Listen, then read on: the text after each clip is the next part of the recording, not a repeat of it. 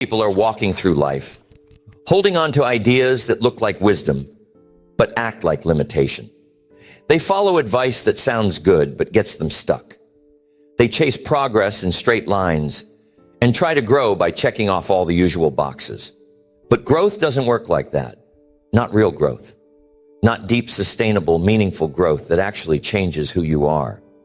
That kind of growth rarely follows the rules. You can't outgrow your patterns with the same thinking that created them. You can't build a new identity using only the tools that made the old one. You need something different, something deeper, something that doesn't just tell you what to do, but shows you how to think differently, how to see differently, how to walk through life with a new lens, not just a longer list of goals. People are overwhelmed with advice. Do more. Hustle harder, set goals, track metrics, wake up earlier, push through, never quit, stay consistent, stay grateful, be patient, be aggressive, trust the process, speak your truth, own your time, honor your energy. And somewhere in all of that noise, they forget how to listen to their own life. They forget how to be still. They forget how to go against the grain when the grain leads nowhere. Growth isn't always logical. It's not always efficient. It's not always glamorous. Sometimes it's awkward. Sometimes it's slow. Sometimes it feels like you're going backward before anything moves forward. And if you don't have the right mindset, if you're only looking for the clean path, the neat checklist, the obvious answer, you'll miss it. You'll get frustrated. You'll assume something's wrong with you. But the truth is, the path to real growth is rarely conventional. You don't just need more advice. You need new perspective. You need the kind of insight that doesn't come from textbooks or trending topics, but from people who've had to build something out of nothing. People who've led when no one believed in them. People who've created discipline in the dark. People who've walked through failure and came out with clarity. Because those people carry a different kind of wisdom. It's less polished, but more powerful. It's not designed to impress. It's designed to last. Growth is personal, but it also shows up in how you lead, how you speak, how you build, how you recover, how you show up on the days when it would be easier not to. You can't grow professionally without growing personally. You can't elevate your results if your habits stay the same. And you can't build influence if your integrity hasn't been tested. Real growth is integration, mind, body, spirit, language, and leadership, aligned, not compartmentalized.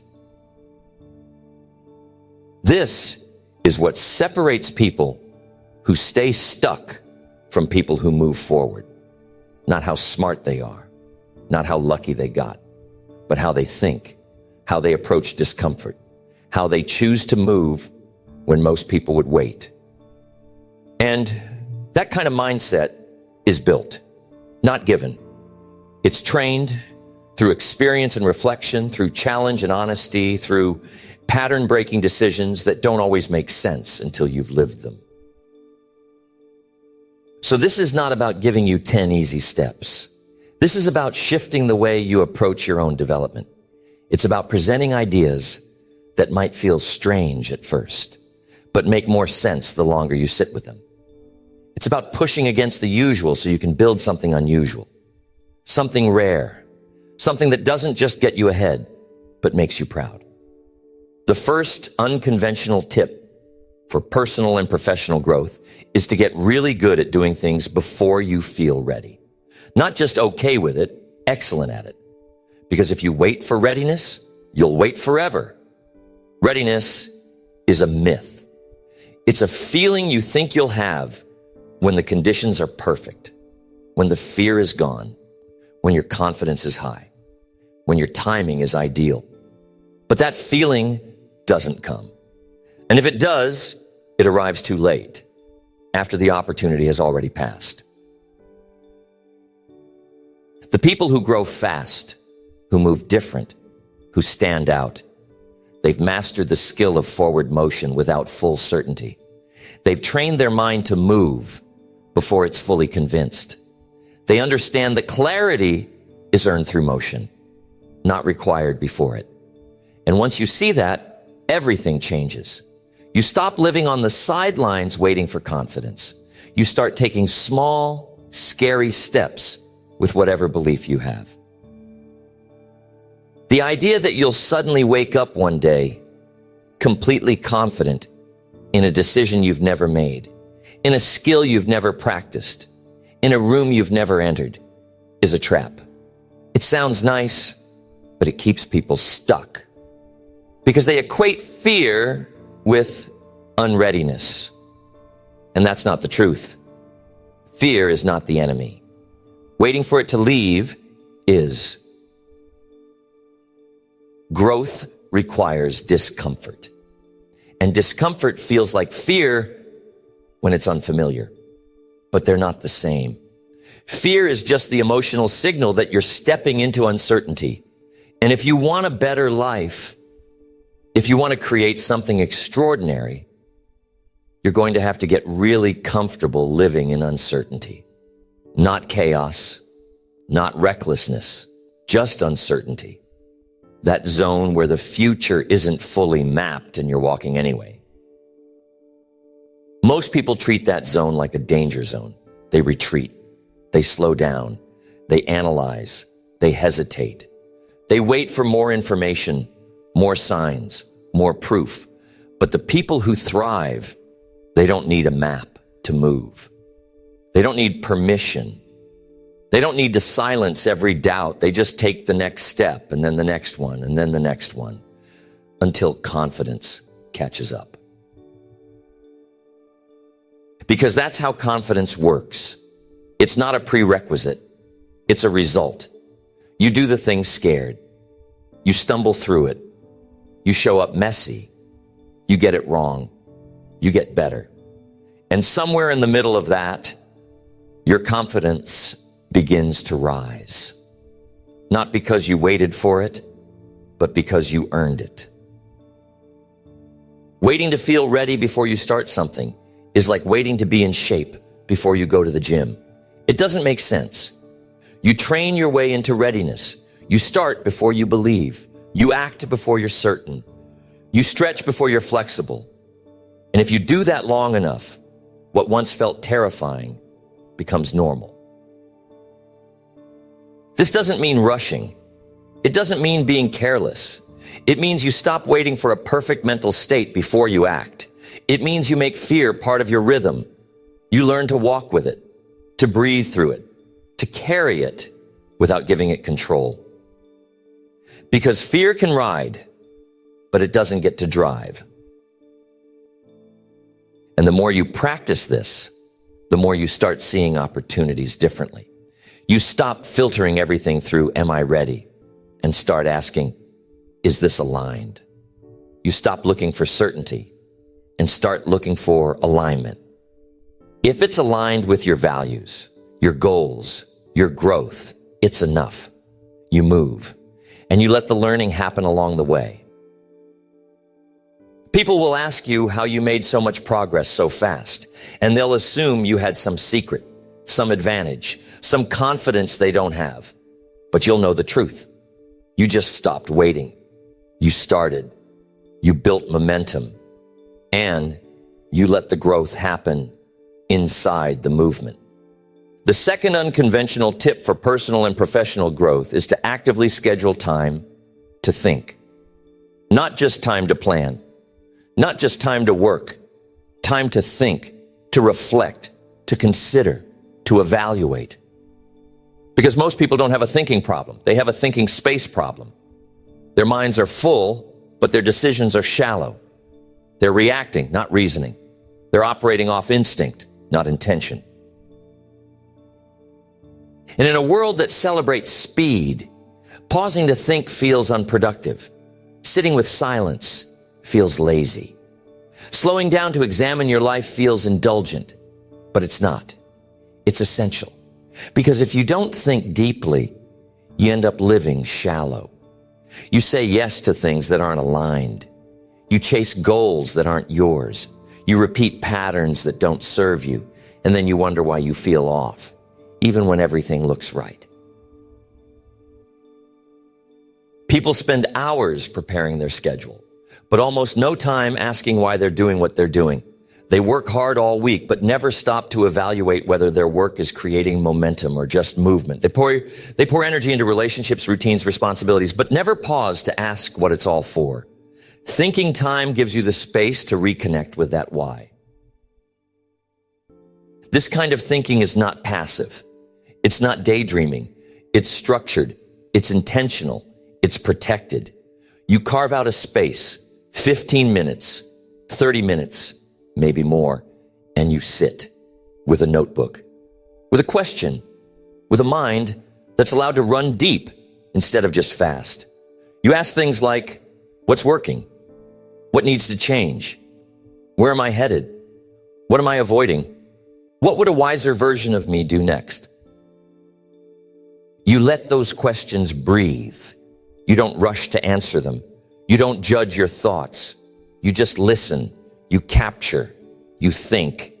And in that process, you find gold, insights that can't come from motion, ideas that don't surface during hustle, truths that get drowned out by urgency.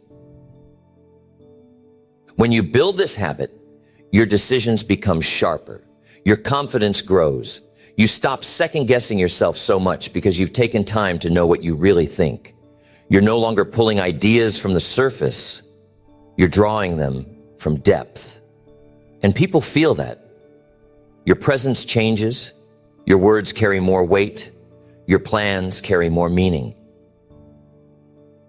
But this only happens if you protect the space, because the world will not ask you to think. It will ask you to react. Your phone won't ask you to pause. It will keep feeding you noise. Most environments are built for stimulation, not reflection. So if you don't create time to think, don't be surprised when your days feel busy, but empty.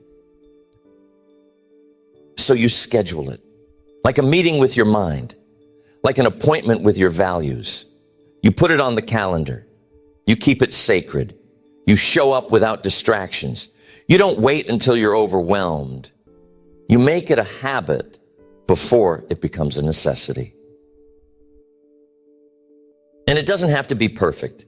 You don't need a special chair or a certain journal or the right pen. You just need space, silence, a prompt, a willingness to face yourself, and the courage to act on what you find.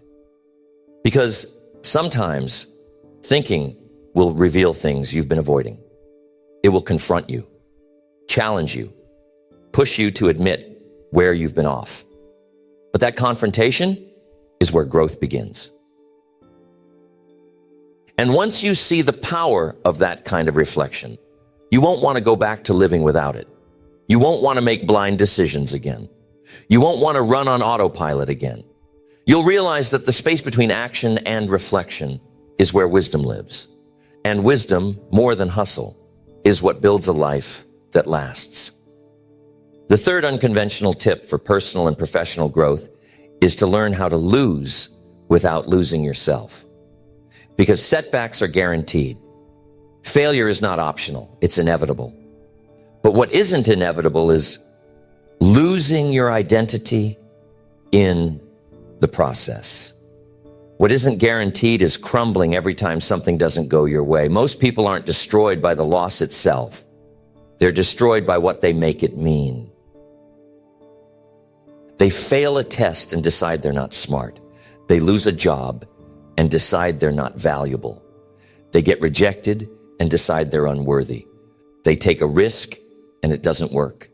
So they retreat for a year, telling themselves they were stupid for trying in the first place.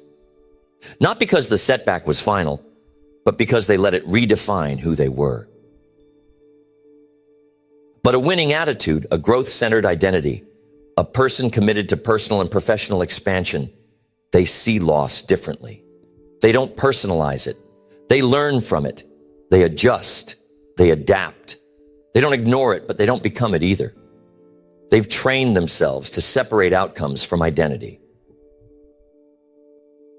This doesn't mean you don't feel the loss. You feel it fully.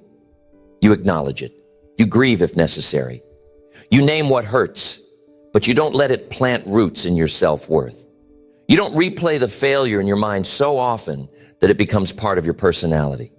You take the data, not the damage. You extract the lesson, not the label. You remind yourself that one result is not your whole story.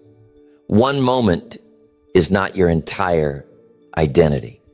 And the moment you can do that, really do that, you become dangerous. You become someone who can walk through disappointment and keep building. You become someone who doesn't just succeed when things go right, but someone who grows when they don't.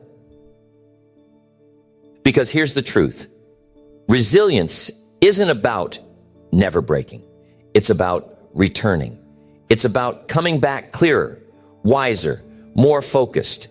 You will fail. You will be misunderstood. You will try things that don't work. You will miscalculate, misstep, miss the mark. But none of those things have to cost you your spirit. None of them have to make you bitter. None of them have to take your confidence. The trick is to stop making every loss so personal. To stop turning every misstep into a character indictment. To stop assuming that because it didn't work, you must not be meant for it. Maybe it didn't work because it was a test. Maybe it didn't work because the version of you that tried wasn't ready yet. Maybe it didn't work because it was meant to teach you something that success never could. You've got to develop the kind of mindset that can fail forward, that can stumble with strength, that can be humbled but not humiliated, that can walk through fire and come out wiser, not weaker. Because if you can do that, if you can lose with character and grow through pain, you can't be stopped. People who grow at a high level have all been knocked down. They've lost money, lost relationships, missed opportunities. But they came back stronger, not because they're built differently, but because they chose to process differently. They didn't let the loss become their identity. They let it become their education. So you've got to decide, when things go wrong, and they will, how will you respond? Will you retreat and shrink? Or will you rise and reflect? Will you blame the world? Or will you lead yourself through it with composure, humility, and resolve? Will you let failure define you or refine you? This is a habit. This is a mindset. This is a muscle. You don't build it by reading about it. You build it in real time. You build it the next time something goes wrong. You pause. You breathe. You don't lash out. You don't spiral. You don't quit. You assess. You own your part. You let go of what isn't yours. You adjust. You move forward. That's how leaders are built. That's how character is shaped.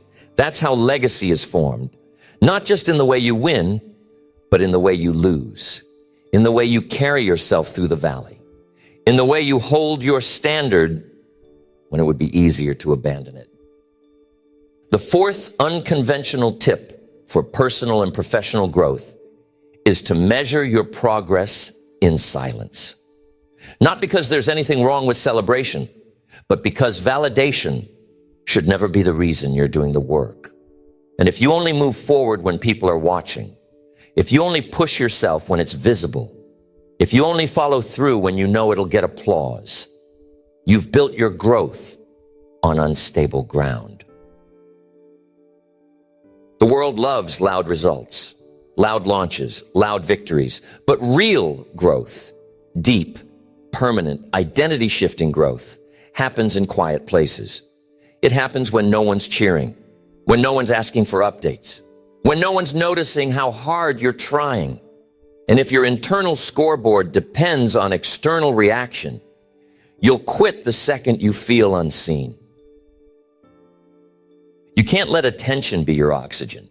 You have to get good at making progress privately, at becoming your own witness, at getting stronger, sharper, clearer, without needing someone to clap for you every step of the way. Because those claps don't come often, not at first. And the longer you build something that matters, the more invisible it becomes to the outside world. Most of your breakthroughs won't be visible to anyone. The moment you stop procrastinating, not a headline. The moment you didn't let fear control your day, not a viral post. The hours you spent rewriting something until it matched your standard, not a cause for celebration in anyone else's mind. But those moments matter. They're the bricks. They're the muscle. They're the proof. And if you don't learn how to celebrate yourself in silence, you'll miss the depth of your own growth.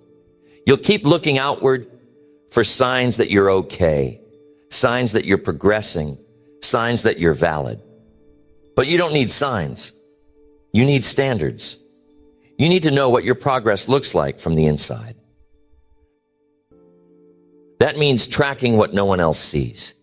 Your consistency, your self-talk, your discipline, your patience, your alignment. The way you bounced back after a bad day. The way you honored your plan even when no one would have blamed you for breaking it. Those are the metrics that matter. You stop announcing every step. You stop broadcasting every idea. You stop explaining yourself to people who don't have the context for your transformation. Not because you're hiding, but because you're focused. Because growth isn't a performance. It's a posture. It's a way of living. And when it's real, it doesn't need a spotlight. This is where maturity lives, in the quiet, in the commitment that doesn't need constant feedback, in the kind of growth that builds from within, not based on reaction, but based on reflection. You know who you are. You know what you're building. You don't need to prove it. You just need to keep showing up. When you learn to measure your progress in silence, you take your power back. You stop being emotionally dependent on likes, compliments, or recognition. You stop needing others to understand your process. You become unshakable, grounded, anchored in something deeper than approval. And people will still notice, eventually. But by then it won't matter as much, because you won't need it. The celebration will be a bonus, not a fuel source. The results will be obvious, but they'll reflect something you already knew inside, that you're growing, that you're becoming, that your work matters, even when it's quiet. The fifth unconventional tip for personal and professional growth is to normalize starting over. Not because you failed, not because you got it wrong, but because growth is rarely linear, and starting over doesn't mean you're weak. It means you're honest. It means you're self-aware. It means you care more about doing it right than doing it once. Most people carry shame around the idea of beginning again. They believe that once they've committed to something, they have to stay married to the method, even when it stops working, even when it's clearly misaligned, even when every part of them knows it's time to pivot. They treat consistency like a trap instead of a tool. They confuse stubbornness for strength. But true strength, real maturity, is found in the courage to reassess, to pause and ask, is this still serving me? Is this still true for the version of me I'm becoming? Does this still align with the bigger picture? And if the answer is no, they don't fake it. They don't perform loyalty to an old path. They reset. That reset, it's not a setback. It's strategy. It's wisdom. Because starting over with clarity is better than finishing something that's no longer aligned. There's no badge for finishing the wrong thing. There's no honor in dragging a dead plan across the finish line just to say you never quit. You have to normalize closing chapters, changing directions, redefining success. Not because you're flaky, but because you're evolving. Because the person you were when you started is not the person you are today. And that growth deserves new systems, new strategies, new standards. This mindset gives you permission to adjust without shame, to fail without identity loss, to pivot with your head high. You don't have to wait until everything falls apart. You don't have to burn out or break down to make a new choice. You just need to trust that your internal signals matter, that your intuition is valid, that change is allowed.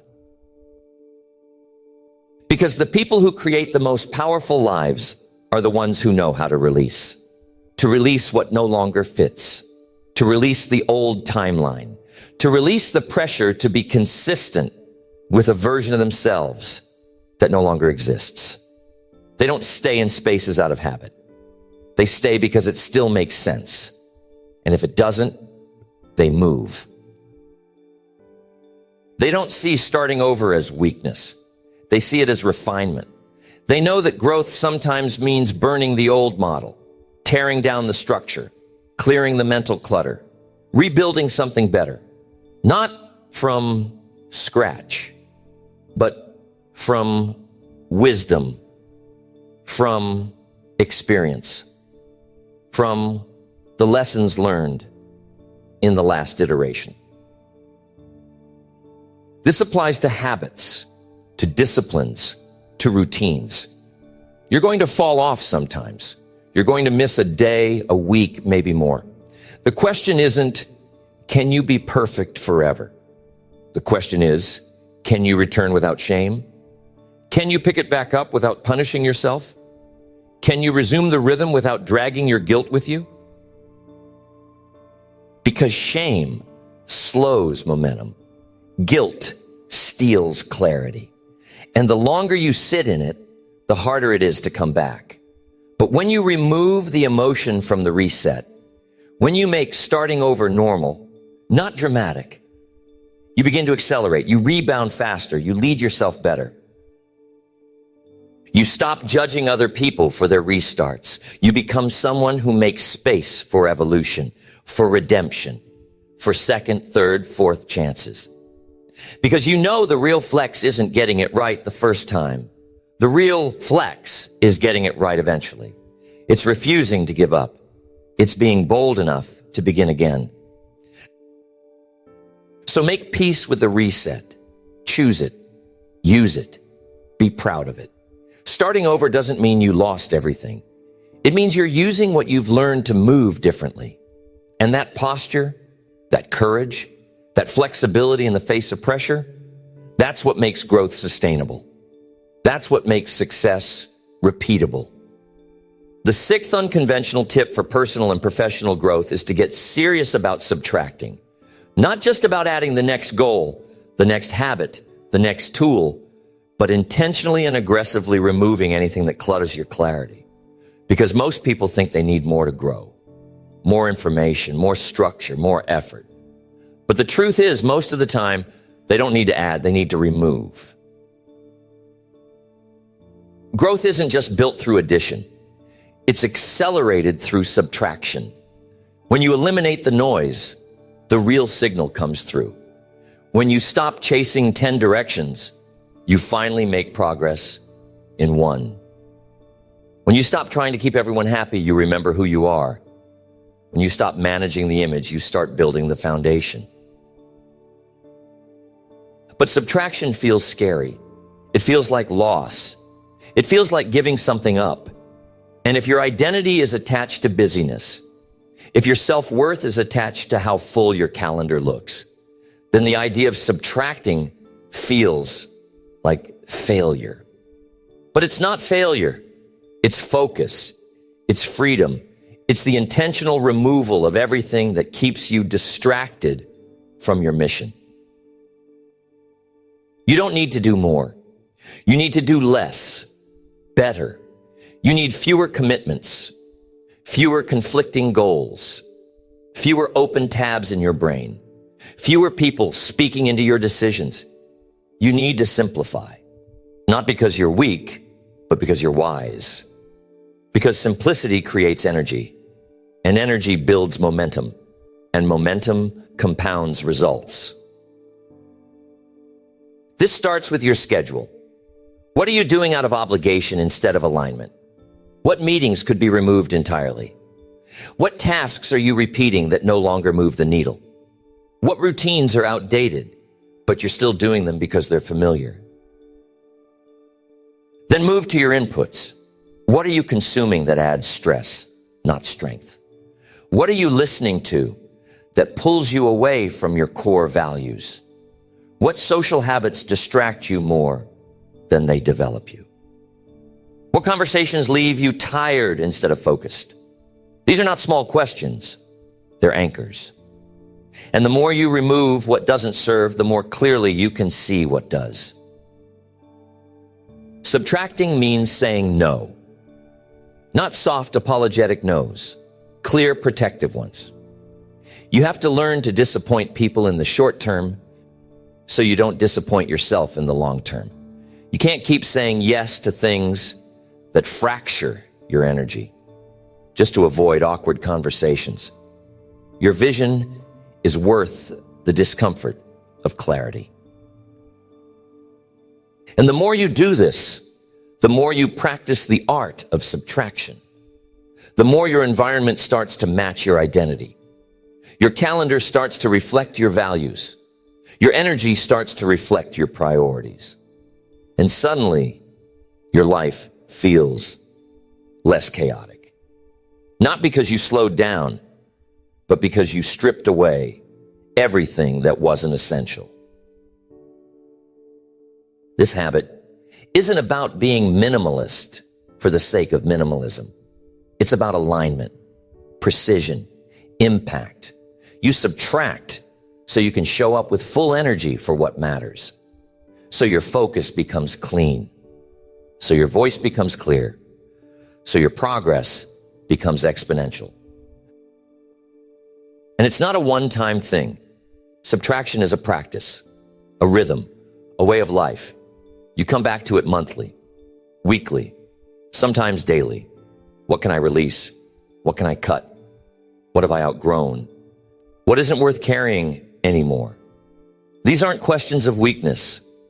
They're questions of power. Because your legacy won't be built on how much you did. It'll be built on how well you did what mattered most. And the only way to do what matters with excellence is to stop spending your life on what doesn't. The seventh unconventional tip for personal and professional growth is to anchor your life to identity, not outcomes. Because results will come and go. Seasons will rise and fall. You'll win one day and lose the next.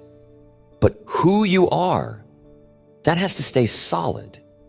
That has to be built on something deeper than what you achieve.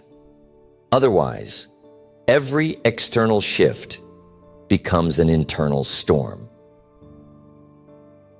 Most people live with fragile confidence because their entire sense of self is tied to performance. When things go well, they feel strong.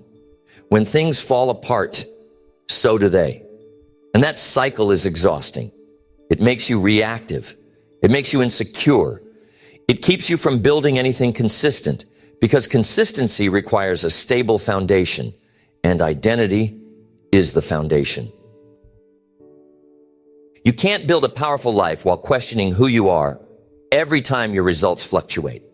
You can't lead boldly while second-guessing your value every time a number changes. You have to root yourself in something deeper, in the values you live by, in the character you protect, in the way you show up regardless of what's working. This is the inner architecture of growth. Who am I when things are hard? Who am I when no one is watching? Who am I when I'm not winning? If you can answer those questions with clarity and courage, you're ready to lead. You're ready to grow beyond your current circumstances because now you're no longer performing. you're embodying. That's the shift. From chasing success to becoming someone who lives it. You stop measuring your progress by external rewards alone and start measuring by alignment, by effort, by faithfulness to your process, by how well your actions match your values, even when they don't match your expectations. This habit isn't glamorous. It doesn't always come with immediate payoff, but it creates integrity, and integrity compounds. It makes you trustworthy, not just to others, but to yourself.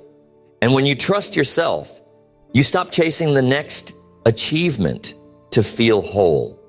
You lead from wholeness. You build from identity. This changes the way you set goals. Goals are important, but they aren't your compass. Identity is your compass. You ask, what kind of person do I want to be?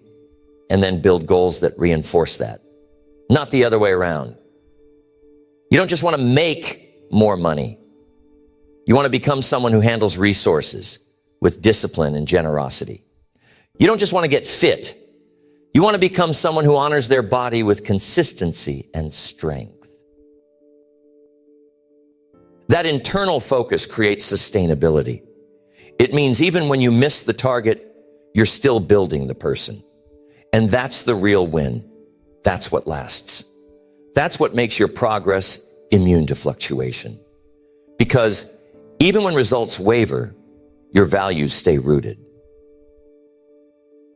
You stop comparing. Because now your path is unique. It's anchored. It's no longer about who's ahead of you. It's about who you're becoming. And that posture gives you peace. It gives you clarity. It gives you the kind of attitude that's unshaken by other people's pace. So you build from identity. You speak from identity. You move from identity. You treat your results as feedback, not as judgment. And when things go well, you stay humble. When they don't, you stay consistent. Because neither defines you. You've already decided who you are.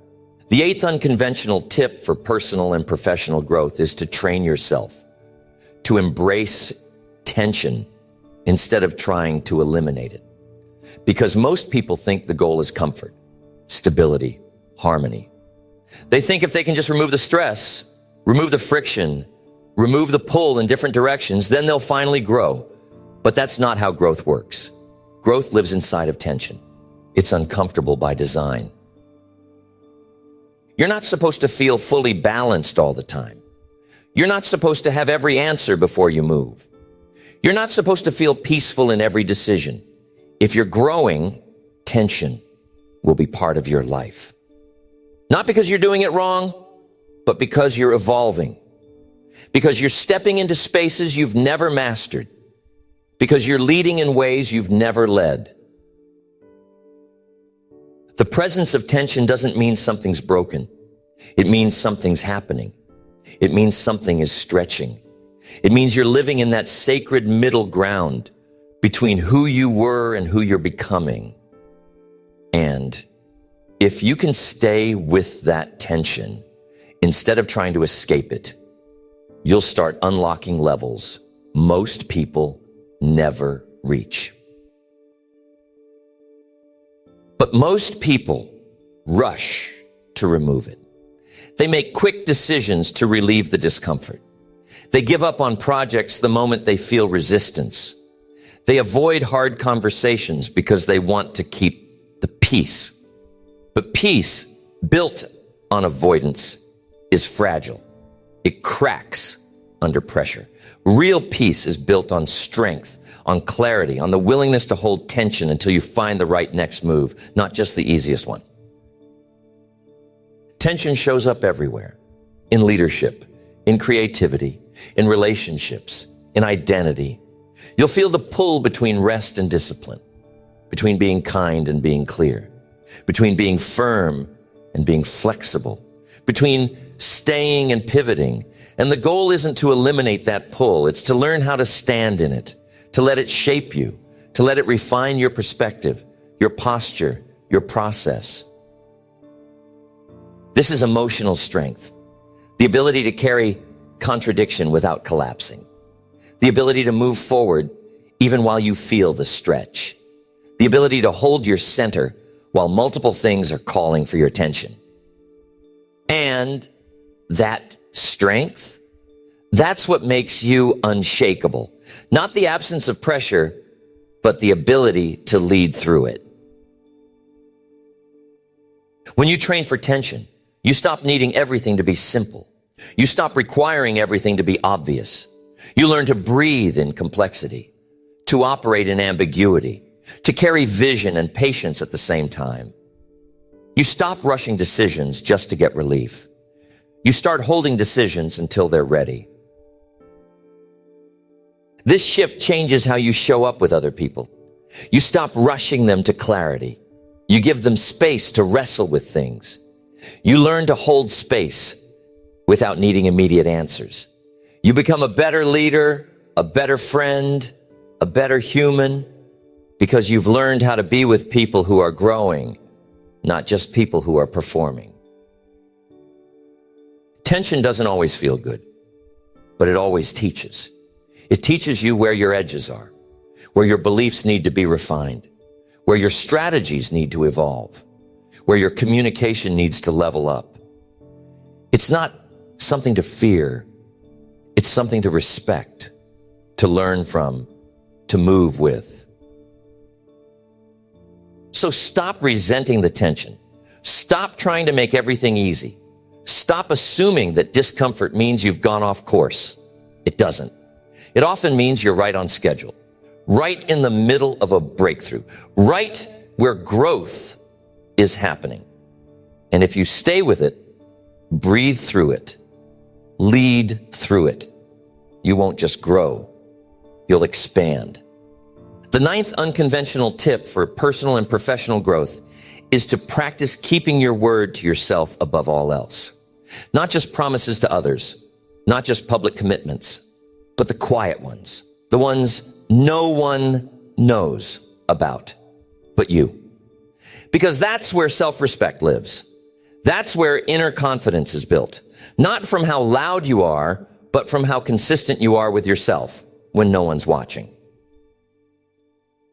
Most people are better at keeping their word to others than they are to themselves. They'll show up for appointments. They'll meet deadlines. They'll avoid disappointing someone else. But when it comes to the promise they made in their journal, the goal they set with no witness, the schedule they designed with full intention, they compromise it again and again. Not because they don't care, but because they've normalized self-negotiation. They say they'll wake up early but hit snooze. They say they'll stop complaining but spiral again by noon. They say they'll stretch, write, read, plan, but they skip it saying, it's just me. But that mindset is where self-trust erodes. And when you don't trust yourself, you stop setting real goals. You stop dreaming in full color. You stop believing that your word means anything. A winning attitude begins where self-trust begins, with one decision followed by one action, repeated often. It starts with being impeccable with your word to yourself. If you say it, you do it. Not for external credibility, but for internal credibility. Because when you trust yourself, you walk differently. You speak differently. You don't need constant motivation. You just execute. You start small. You stop making promises that sound good but have no plan. You stop pretending your energy is infinite. You stop setting yourself up to fail. You set a simple standard. What I say to myself, I take seriously. If I commit to it, I follow through. And if I miss it, I don't spiral. I reset. I recommit. I stay with the rhythm. This practice builds integrity from the inside out. It creates a grounded confidence that no one can give you and no one can take away, because it's not based on applause. It's not based on likes. It's not based on validation. It's based on who you are in the dark, on how you move when it's just you. Keeping your word to yourself builds resilience, because when you trust yourself, you're less shaken when things don't go as planned. You don't panic when things fall apart. You don't blame others. You adjust. You lead. Because you practice showing up even when it wasn't easy, even when you didn't feel like it, even when no one would have known if you skipped it. This practice makes you more compassionate, because once you've held yourself to a higher standard, and once you've failed and returned anyway, you learn to extend grace without lowering standards. You know how hard it is. And you also know what's possible. So you become someone who inspires, not just by words, but by example. People will ask how you built your mindset, how you stay so consistent, how you manage to keep growing when others are burning out. And the answer won't be a secret system or some brilliant hack. The answer will be this: I keep my word to myself. I live in alignment with what I say I want, and I don't make exceptions. Not often, not easily, not without reason. So if you want to grow, really grow, start here. Start with your word. Start with the promises no one sees. Start with the early morning decision, the mid-afternoon reset, the late night pause where you choose to stay in the rhythm instead of making another excuse. That's where your future is being built, quietly, faithfully. One decision at a time. The 10th unconventional tip for personal and professional growth is to stop chasing balance and start chasing alignment. Because balance sounds nice. It's polite. It's socially acceptable. It looks good on paper. But for most people, it becomes a trap. A rigid idea that every part of your life should get equal time, equal energy, equal focus every single day. And that's not realistic. That's not how growth works. That's not how greatness works. Balance says you should keep all things steady. Alignment says you should give the most energy to what matters most right now. Balance demands symmetry. Alignment demands honesty. And when you stop trying to live a life that looks balanced and start building a life that feels aligned, everything starts to change. Because growth isn't a math problem. It's not about giving 10% to every category of your life. Some seasons will require more from your work. Some will demand more from your relationships. Some will call you inward into silence and rebuilding. Others will push you outward into execution and exposure. Balance tells you that any tilt means failure. Alignment tells you that intentional tilt is how you build momentum. Most people feel guilty when they lean too far in one direction. But guilt isn't always a signal of misalignment. It's often just an echo of unrealistic expectations. You're not failing if your life isn't balanced. You're growing, you're focused, you're building.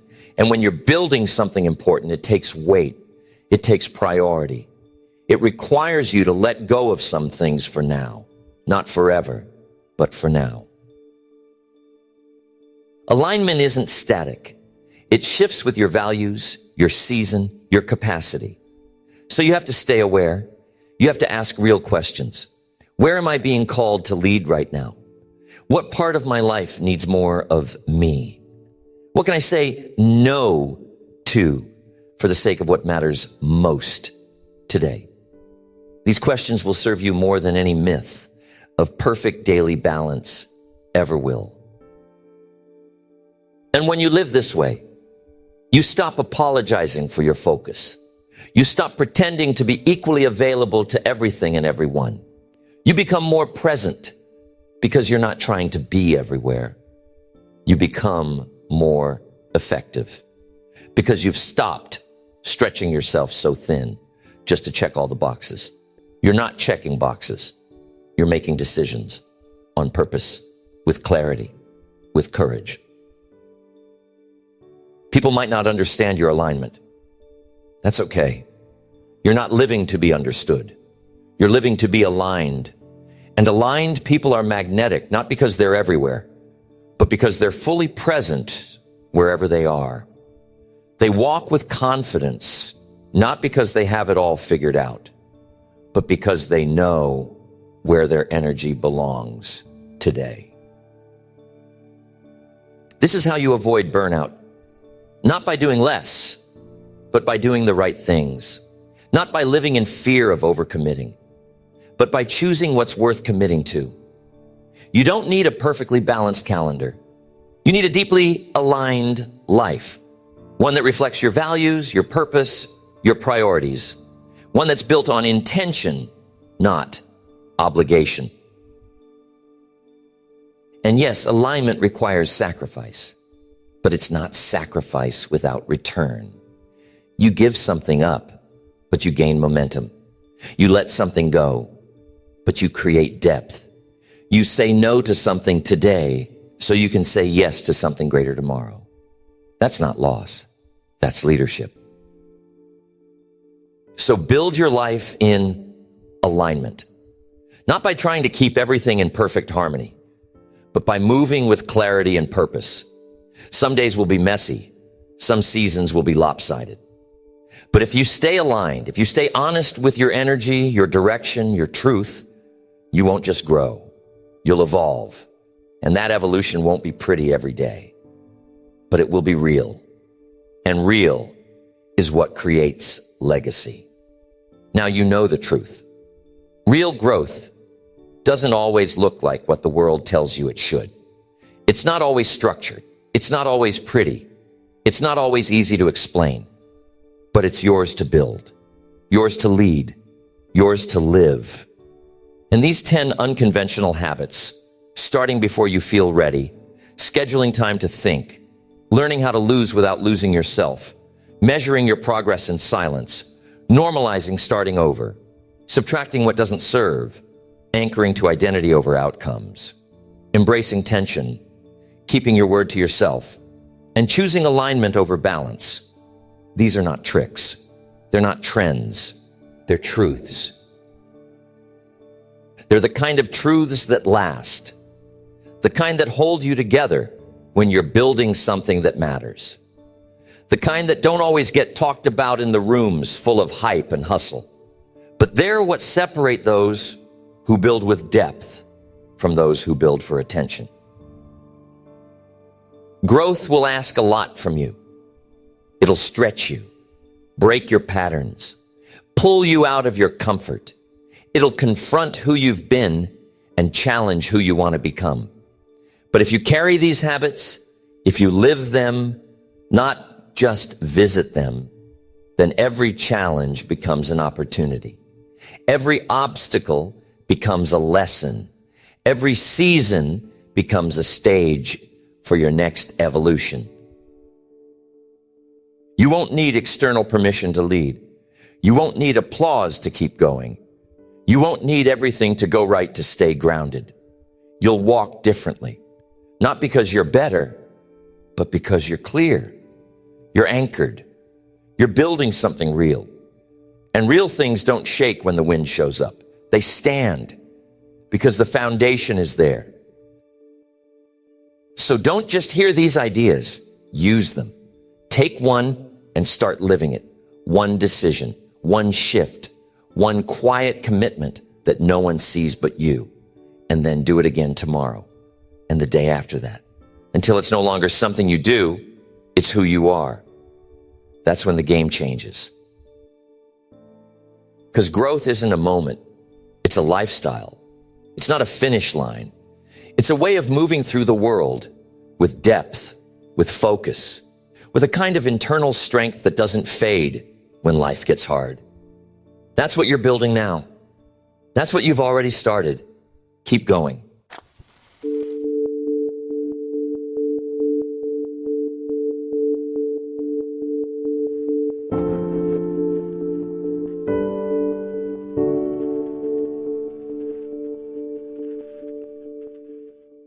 It gives you what you design, and that design always begins with the end in mind. Most people start at the wrong place. They start with what they have or what's missing, or what somebody else decided for them. So they end up living by reaction, not intention. They go where the wind blows. They spend years climbing ladders, only to find the ladder leaned against the wrong wall. But there's another way, a better way. You can begin at the end. You can start by defining what the finish line looks like, because the finish line shapes the race. If you want to reverse engineer your future, you must first see it in detail. Who do you want to become? Not just what you want to have. That comes later. The first question is about becoming, because when you become more, you can have more and you can do more. So picture it. Who is that person 10 years from now? What kind of character do they have? How do they speak? How do they think? What kind of people do they attract? What kind of peace do they live with? What kind of contribution do they make? Now, once that's clear, add the material picture too. What do you want to own? The home, the business, the investments, the freedom. Be honest with yourself. Clarity isn't arrogance. It's accuracy. You can't hit a target you haven't defined. Then ask how you want to live. Not just the external details, the travel, the income, the calendar, but the internal ones. What do your mornings feel like? What kind of energy do you bring to the day? What's the atmosphere of your home? This is where design begins.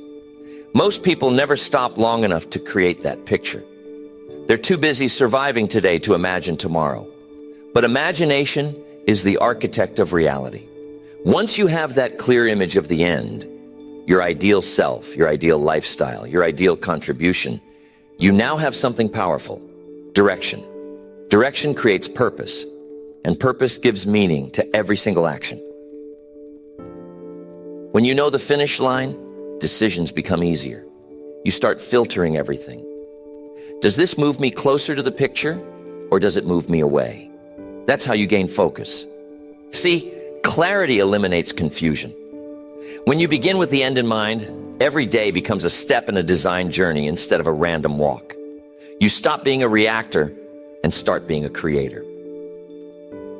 The reason most people drift isn't because they lack ability. It's because they lack vision. They wake up every morning and respond to the world instead of shaping it. But you can decide to do it differently.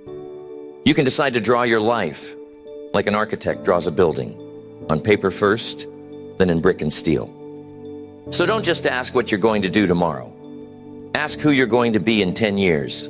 The clearer that picture, the stronger your reason, and the steadier your walk. That's the starting point for reverse engineering your future. You define the end so sharply that it begins to pull you forward like gravity. Every choice begins to find its place in that larger design.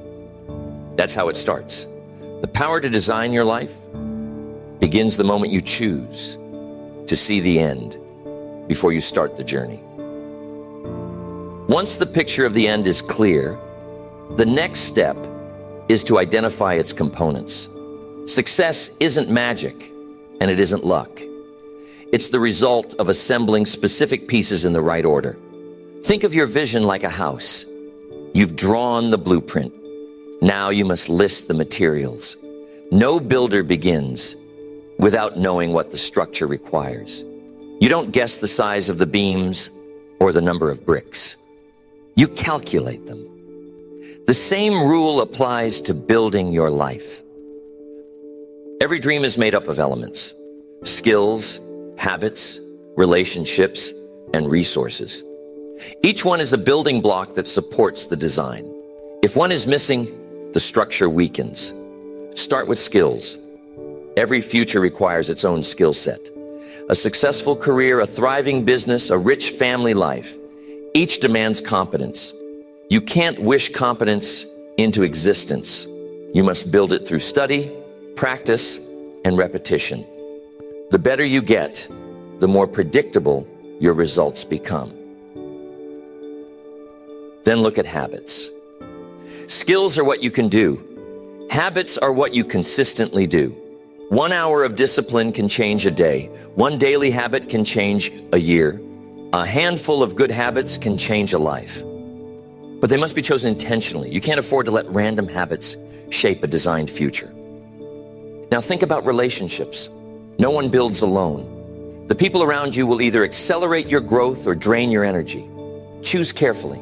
Spend time with those who challenge you to grow, who believe in principles, who remind you of the standard you've set. Because if you spend your time with those who don't share your design, they'll pull you into theirs. Then there are resources: time, money, energy, attention. These are your tools.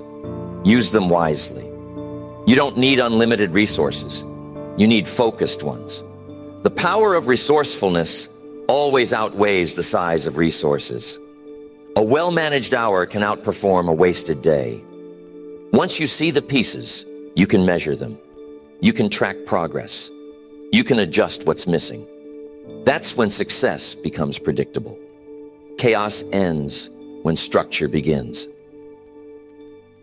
Most people never get this far. They admire the finished product in others, but never study the ingredients. They see the fruit, but ignore the roots. But those who reverse engineer success know that if you can name the parts, you can build the whole. If you want health, identify the components: nutrition, exercise, rest, mindset. If you want wealth, identify them: value creation, saving, investing, stewardship. If you want influence, identify them: communication, consistency, credibility. Every result is built from a combination of causes. When you understand that, you stop calling success a mystery and start treating it like a formula.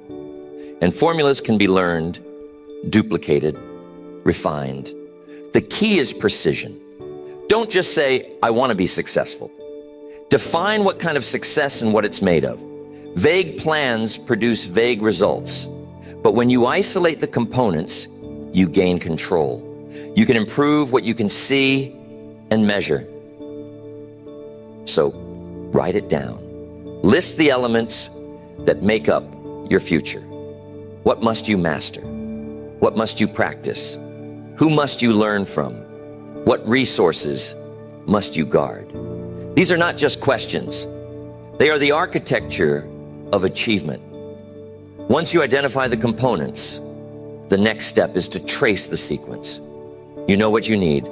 Now you must know the order. Because in life, the right steps in the wrong sequence still fail. Now that you've identified the pieces, the next step is to trace the sequence backward. This is where the phrase reverse engineer truly comes alive. It means you take the finished picture, the life, the business, the health, the freedom, and you ask one simple question: what must happen right before that result appears? This process turns dreams into plans.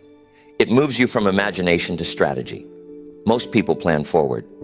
They start from today and guess their way toward the future. But when you work backward, you eliminate guesswork. You see the chain of causes that lead to results. Start with the final scene. Suppose your goal is financial independence. What must exist right before that? Consistent income from investments, perhaps. What must exist before that? Disciplined saving, wise allocation, understanding of markets. And before that, education, effort, patience, and the habit of managing a budget. Step by step, you trace it back until you land at today. That's reverse engineering. You take a complex outcome and deconstruct it until you can see the first move. When you do this, something powerful happens. You realize that the future isn't mysterious. It's a sequence. It's a chain of connected events, each dependent on the previous one. And if you control the early steps, you can predict the later ones. Imagine you want to be a person of influence. What must happen before that?